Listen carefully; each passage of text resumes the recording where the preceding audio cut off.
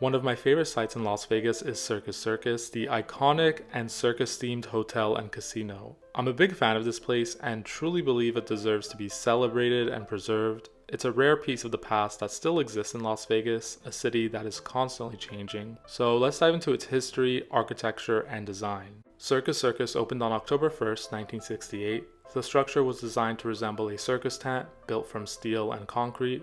The roof, shaped like a big top, stands 90 feet tall. It's made of plexiglass and painted white and hot pink.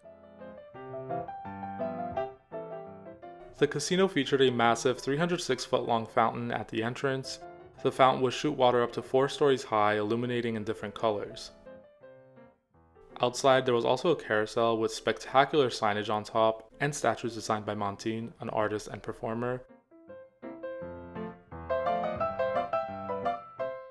At one point, the carousel moved from one side of the fountain to the other side. Today, the entrance looks spectacular, especially at night. The twinkling bulbs and large neon sign has that classic Las Vegas feel. Just as the name implies, this place truly felt like a circus. There were, and still are, trapeze acts. They weren't performing while we were there, clown imagery, and carnival games. But unlike a traditional circus, there are slot machines too. Themed experiences are one of my favorite things. At one point they were everywhere, but over the years these experiences have slowly disappeared. When Circus Circus first opened in 1968, there was no hotel, it was just a casino for adults and carnival games for children. The casino was on the first floor and the games were on the second floor. It was the first casino to take a more family-friendly approach.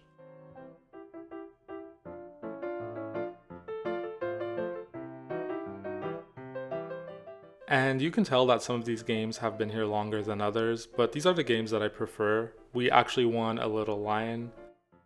The casino was designed by Rissman and Rissman Associates, a California-based architectural firm. The hotel was first owned by Jay Sarno and Stanley Mullen. Jay Sarno, who also worked on Caesar's Palace, said that Circus Circus was the most exciting project of his life. And Joe Harris, the original interior designer for Circus Circus, also designed Caesar's Palace. The employees originally dressed in theme, and in the early years, there were real animals as part of the experience. Some stories say that monkeys roamed the casino and interacted with guests. The trained monkeys would pay out jackpots to winners. More stories include a trained elephant named Tanya who would gamble with guests by pulling the handles of slot machines and tossing dice with her trunk. Next door to Circus Circus is a smaller casino, Slots of Fun, which is a part of the Circus Circus property. It opened in 1971 by Jay Sarno. And if you look at this vintage photograph, you'll notice that the facade looks similar today. We'll talk a little bit more about Slots of Fun pretty soon, but here's a walkway to Slots of Fun from the inside of Circus Circus.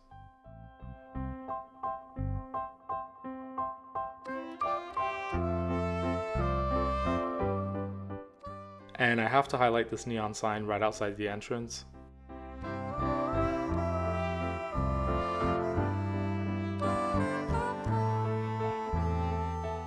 Here are some photographs from the earlier years of Slots of Fun.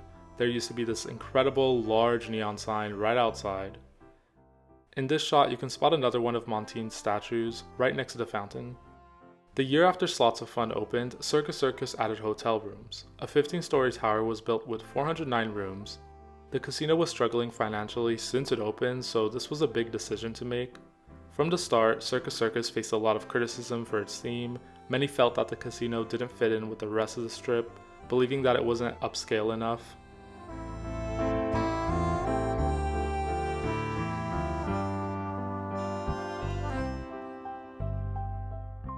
But in a way, the resort was ahead of its time for its playful theming and family-friendly atmosphere. This concept really took off in the 90s.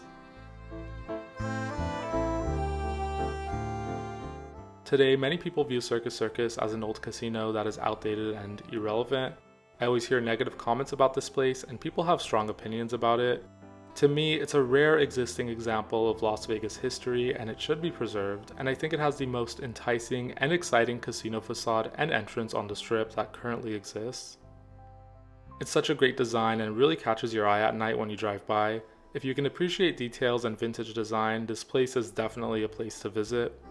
A few years after Circus Circus opened, it had new owners, and in 1974, when Bill Bennett and William Pennington became the new operators for the casino, it transformed into a profitable property.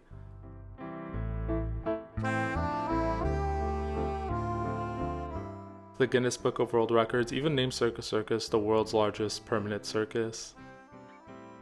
Despite being a complicated property to manage due to its family-friendly concept, Circus Circus was ultimately a success.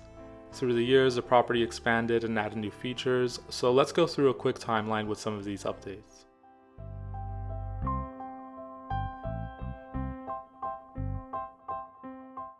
The Chapel of the Fountain, a wedding chapel in Circus Circus, opened in 1975. And significant changes happened outside of the building in 1976.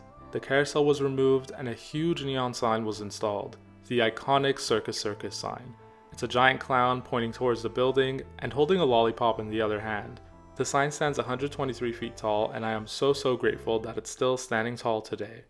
It was created by Yesco, a sign manufacturer that has worked on so many signs that we know and love. Now we just have to take some time to appreciate this incredible work of art.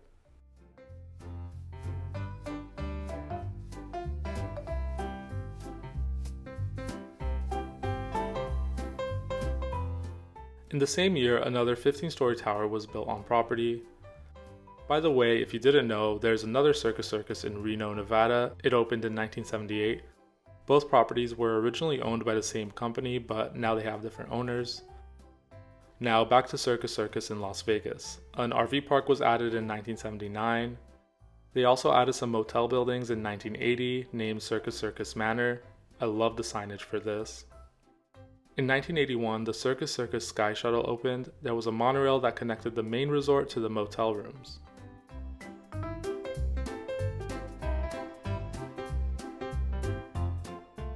Valet parking was added in 1982, which replaced the fountains out front, and the Porte-cochère we see today was installed the same year.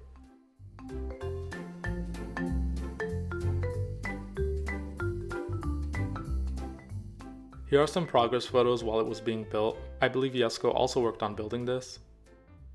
In 1983, Bill Bennett and William Pennington purchased Circus Circus and added a new 29-story tower in 1986. The Adventuredome, an indoor amusement park, opened in 1993. It was originally named Grand Slam Canyon, and it's located inside this pink glass dome. And here we are walking around inside. Circus Circus was pretty empty during this trip, but to be fair, it was pretty empty everywhere we went in Las Vegas. It was interesting walking around the Adventuredome and noticing all the different attractions and displays from various different years. You can tell that some things have probably been here since it first opened, and other things are newer. I love the balloons painted on the side of the structure. Here's a neon sign that wasn't lit up, but I have to point it out, of course. An empty roller coaster goes by, and we were just walking around the pink space. I like this little seating section and these rug walls.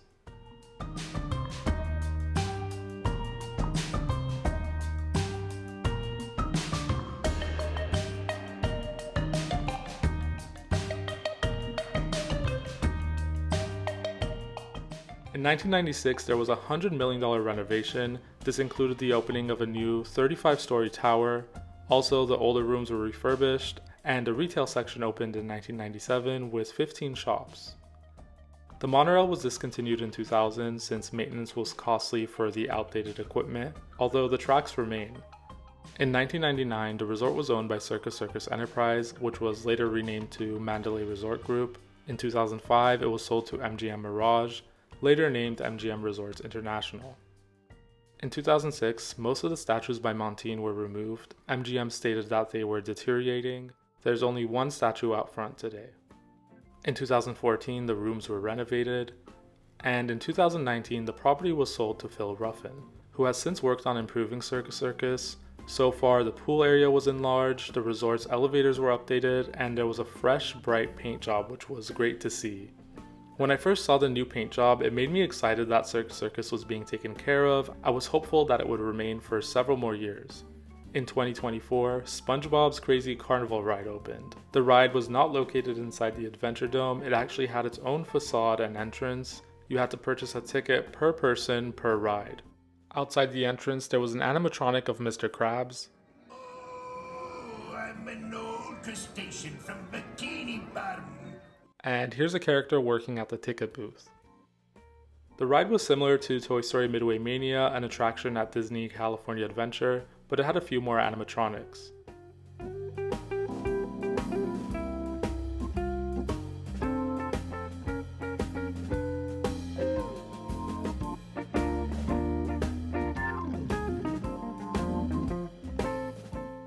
Once the ride ended, you exited into a gift shop filled with SpongeBob SquarePants toys, souvenirs, and collectibles.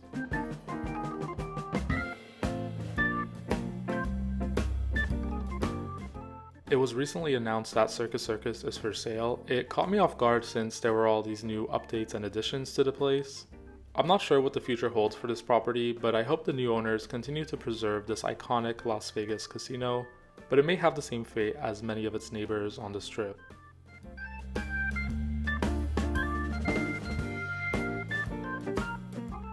Now let's talk about the name. Originally, Circus Circus was designed with a Roman circus motif in mind, but the theme changed to the traditional circus we know today. It went from a Roman circus to a circus circus.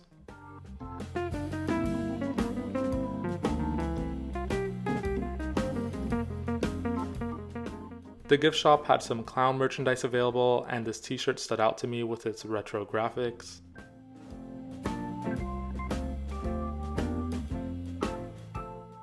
During this trip to Las Vegas, I made sure to spend a lot of time in Circus Circus to take in all its details.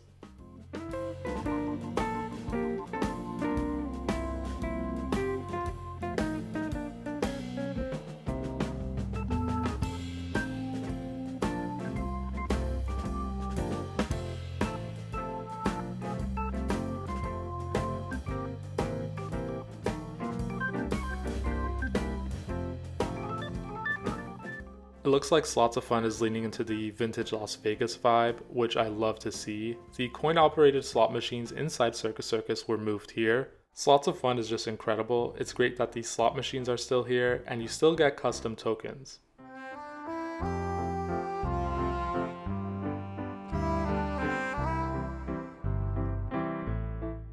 The room itself is just amazing. It's colorful, has that vintage feel. I always loved walking around here. Even the carpet is incredible.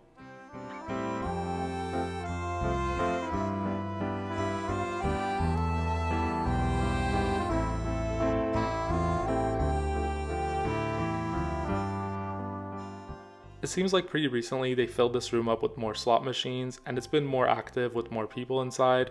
I'm glad to see that this place is really playing into that nostalgic feel.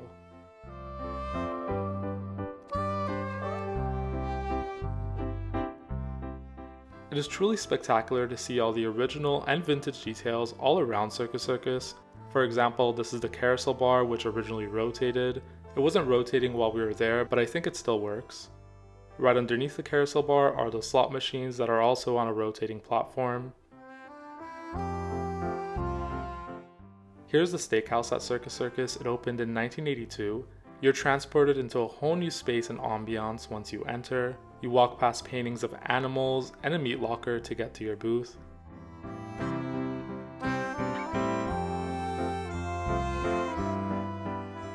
I just love this place. I even love the low ceilings. Certain areas of the ceilings have different shapes. These rounded designs on top caught my eye. You can see how it used to look in this postcard.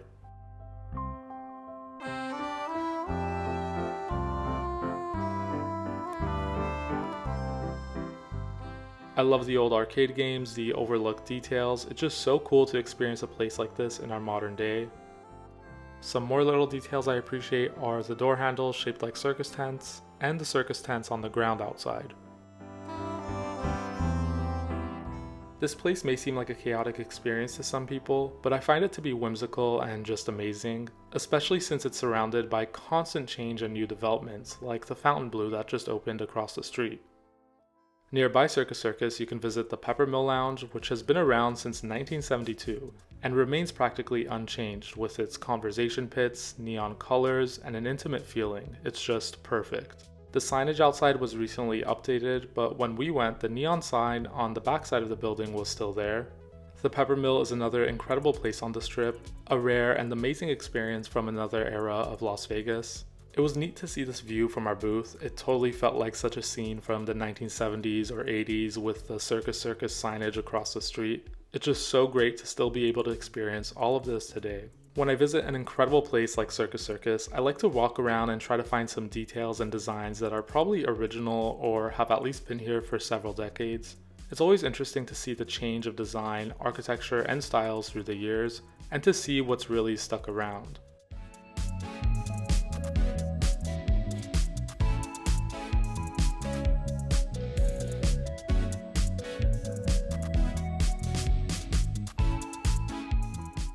The layout of Circus Circus feels a bit confusing at first. It sort of felt like a scavenger hunt going places. It's so great that it still has the original concept of the casino on the first floor, carnival games on the second floor, and a live show above. It's interesting to see the sections that have been updated and some sections that haven't really been updated.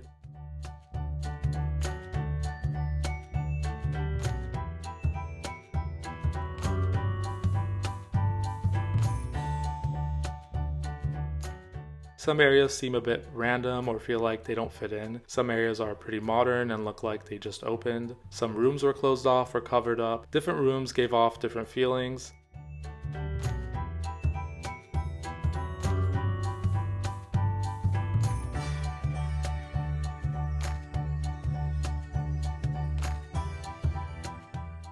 And you can still find some old fixtures installed. Certain spaces really gave off that liminal space feeling. And as we walked around, I kept noticing more things I didn't see before, like the Looney Tunes characters up here.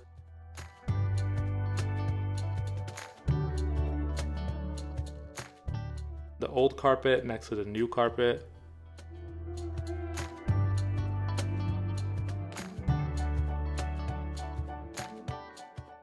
I'm always more fascinated with older rooms and older designs. Here's an example of when you walk from one room into another room, it's a whole different aesthetic and experience.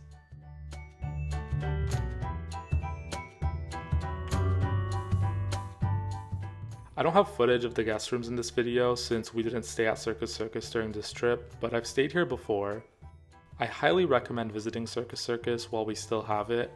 I can't wait to go back.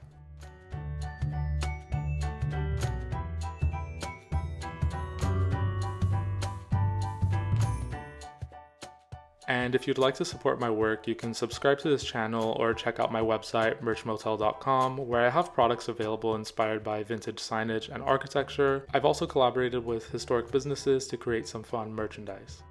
You can find me on Instagram at merchmotel, where I showcase more places I adore. And thanks for watching, and have a great time on your next trip to Las Vegas.